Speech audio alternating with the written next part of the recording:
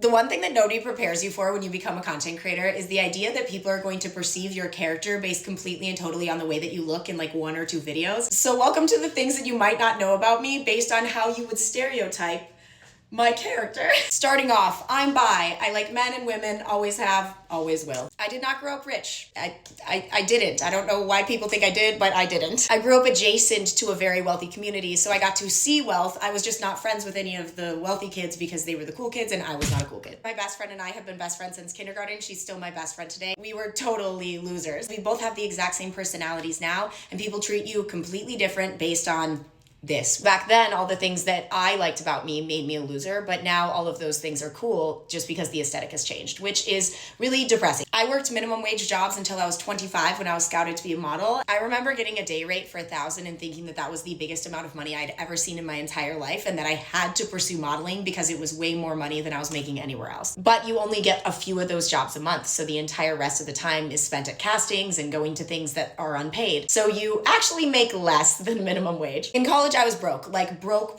And the only way that I had to make money besides my job was to donate plasma. I would donate plasma twice a month, which is the maximum amount of plasma that you can donate because it would make you a couple $100s. I made less than 60 grand a year every single year that I worked until I became a content creator. Growing up, I thought Hollister and Abercrombie were designer because that's what all of the rich kids would wear. I didn't even know there was an entire upper echelon of other brands that cost way more than that, which is why even today I do not buy designer because it just doesn't interest me. Like, I wear the same thing every day. I love fast food because I grew up on it. So I eat McDonald's, Taco Bell, Arby's, Chick-fil-A, Cinnabon, like every single day. And I know that that makes me sound like a pick-me, but hold on, I will show you my DoorDash. I also really like Thai. Cinnabon, Thai Villa, Dave's Bagels, Taco Bell, McDonald's, Thai Villa, Cinnabon. I was in a super abusive relationship before I became a content creator. That's actually what spurred me to start making my billionaire boyfriend. He was an ex-boyfriend of mine, and it eventually got so bad that he broke my wrist and I had to file domestic violence charges against him, which is why if you look back on my first billionaire boyfriend, I'm actually wearing a cast on my wrist.